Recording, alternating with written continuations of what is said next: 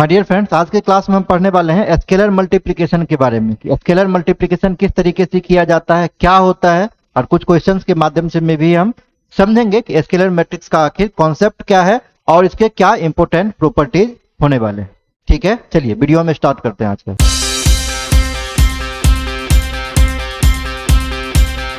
Topic है मेरा scalar multiplication, scalar multiplication of a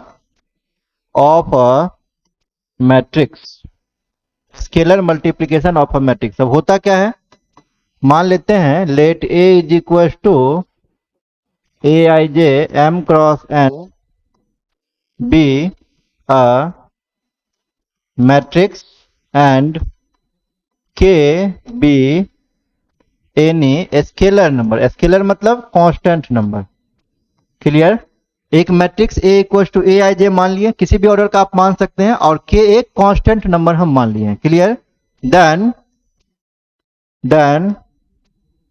scalar multiplication of A by K is defined by multiplying every element of A by K. It is denoted by AK or K. Thus, if A is equal to aij m cross n matrix and K is constant, then Ka is equal to K into aij m cross n, that is equal to Kij m cross n। अब ये scalar multiplication क्या होता है, आप देखिए एक example से, फिर हम ऊपर डेफिनेशन पे चलेंगे। जैसे मान लेते हैं ए कोई भी मैट्रिक्स दिया हुआ है -2 3 0 -1, ये मैट्रिक्स दिया हुआ है। क्लियर।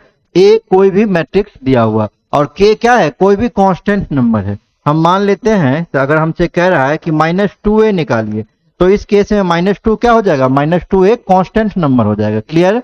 तो लिखे ए कोई भी मैट्रिक्स है और के कोई कांस्टेंट नंबर है, then scalar multiplication A by K is defined by multiplying every element of A by K। जैसे A दिया हुआ है -2 3 0 -1, 2 क्रॉस 2 का एक मैट्रिक्स है, और स्केलर नंबर क्या दिया हुआ है, K के बदले -2 दिया हुआ है। क्लियर। तो -2 से अगर A में गुना करने कह रहा है ना, तो A के हर एक एलिमेंट में -2 से गुना हो जाएगा, उसी को हम लोग स्केलर मल्टीप्लिकेशन कहते हैं। क्लियर। तो ये हो जाएगा -2 इंटू -2 0 3 -1, -2 से गुना कर दीजिए तो ये +4 हो जाएगा, ये 0, ये -6 हो जाएगा, और ये +2 हो जाएगा। यही स्केलर मल्टीप्लिकेशन कहलाता है। अब इसको हम चाहे तो -2a लिखे, चाहे तो a इंटू -2 लिख दे, दोनों बात इक्वल है। क्लियर। चाहे तो हम इसको ak लिखे, चाहे तो हम k लिखे, दोनों तरीके से आप लिख सकते हैं। तो स्केलर मल्टीप्लिकेशन के केस में क्या करना है, मैट्रिक्स के हर एक एलिमेंट में उस कांस्टेंट नंबर के साथ गुना कर देना, वही स्केलर मल्टीप्लिकेशन कहलाता है। क्लियर। कुछ रूल की बात कर लेते हैं।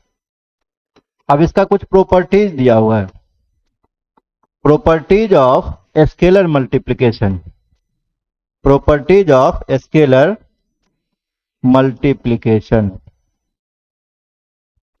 क्या होता है ये, मान लेते हैं let A is equal to aij m cross n be a matrix and K, L be two scalar. दो कांस्टेंट नंबर मान लिए हैं। डन। पहला रूल क्या कह रहा है, यहां से एक मैट्रिक्स माने हैं A इक्वल टू aij, एक मैट्रिक्स दिया हुआ है, और दो कांस्टेंट नंबर मान लिए, K और L दो कांस्टेंट नंबर है। उस केस में अगर K से कहेगा, क्लियर, आप दो मैट्रिक्स मान लीजिए, दो का जरूरत एक्चुअली पर, A equals to aij and B equals to bij m cross n, दो मैट्रिक्स हम मान लिए। क्लियर। तो a प्लस बी का एडिशन है, उसमें कह रहा है कि आप स्केलर से गुना कीजिए। पहले a और b को एडिशन कर रहे हैं, जोड़ रहे हैं, उसमें कह रहा है कि k से मल्टीप्लाई करने के लिए, तो इसका वैल्यू जो हो जाएगा ये ka प्लस के बी के इक्वल हो जाएगा। ये कह रहा है कि नहीं, पहले हम क्या करेंगे, k में स्केलर से गुना करेंगे, फिर b में स्केलर से गुना करेंगे, दोनों में इंडिविजुअल गुना करने के बाद जोड़ेंगे तो वो रिजल्ट फिर इसी के इक्वल हो जाएगा।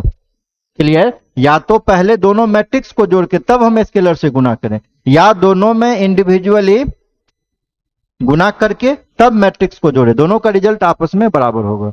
दूसरा कह रहा है अगर कहीं पे दिया हुआ है a इंटू के प्लस एल, के प्लस एल कॉन्स्टेंट है, तो इसका वैल्यू ए के प्लस ए एल के बराबर हो जाएगा। आप ऐसे समझें इसको, जैसे मान लीजिए कोई एक मैट्रिक्स दिया हुआ है -2 3 4 0 ये, और कह रहा है 2 प्लस 3 से इसमें गुना करने के लिए।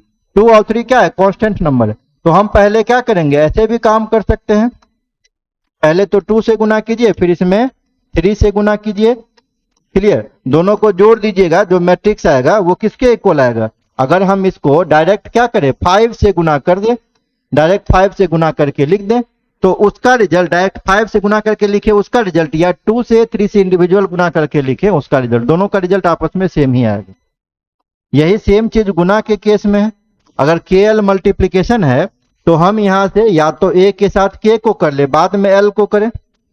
हम यहां से क्या कर रहे हैं, पहले ए में के से गुना कर रहे हैं, जो रिजल्ट आया उसमें हम एल से कर रहे हैं। या तो हम कुछ ऐसे भी कर सकते हैं, हम क्या करें, ए में एल से गुना करें, जो रिजल्ट आएगा उसमें के से गुना करें, फिर भी आपका आंसर जो है वो सेम ही आएगा, उसमें कहीं कोई डिफरेंस नहीं आने वाला। अगला रूल है कि अगर हम 1 से किसी मैट्रिक्स में गुना करें तो 1 इंटू ए करें या a इंटू 1 करें, ऑलवेज उसी मैट्रिक्स के इक्वल आएगा। अगर यही चीज हम माइनस से करें ना, -1 इंटू ए, -1 इंटू ए, तो कितना हो जाएगा, या a इंटू हम -1 कर दें तो ये -a के बराबर होगा। छठा रिजल्ट है कि अगर किसी मैट्रिक्स में हम -k इंटू ए करें या a इंटू -k करें, ये ऑलवेज इक्वल टू कितना हो जाएगा, -ak या -ka, इसके बराबर होगा। तो ये कुछ स्केलर मल्टीप्लिकेशन का प्रॉपर्टीज है, इसको आप सारे प्रॉपर्टीज को याद कर लीजिए। एक हम क्वेश्चन बता रहे हैं, क्वेश्चन के माध्यम से आपको बिल्कुल क्लियर पता चल जाएगा स्केलर मल्टीप्लिकेशन होता क्या है। वैसे आप समझ गए होंगे स्केलर मल्टीप्लिकेशन में क्या करते हैं, कोई कांस्टेंट नंबर से मैट्रिक्स के पूरे एलिमेंट में गुना कर देते हैं, उसी को स्केलर मल्टीप्लिकेशन कहा जाता है, और ये उसका रूल है। आप इसको नोट कीजिए, एक क्वेश्चन हम आपको बता देते हैं। क्वेश्चन दिया हुआ है, उसमें a का वैल्यू दिया हुआ है, given that a is equal to, एक मैट्रिक्स दिया हुआ है 0 3 2 -4, एंड दूसरा मैट्रिक्स के दिया हुआ है जिसका वैल्यू 2 0 2b 3a 24 के इक्वल है। क्लियर? तो आपसे पूछ रहा है के ए बी का वैल्यू क्या होगा।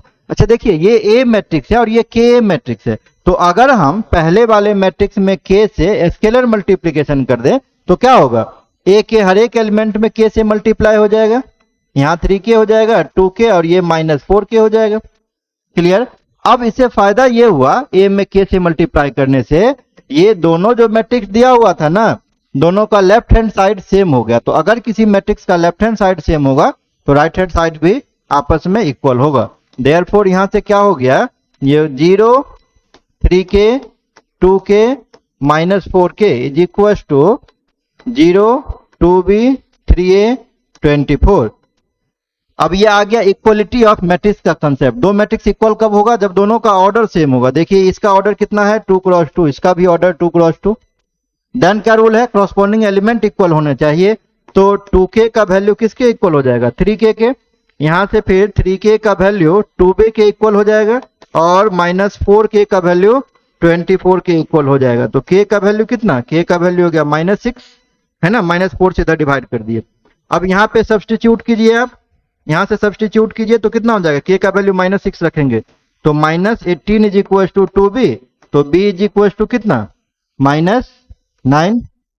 ऊपर में भी सब्सटीट्यूट कर दीजिए, a का वैल्यू -6 तो -12 इक्वल टू 3a, तो a इक्वल टू कितना, -4।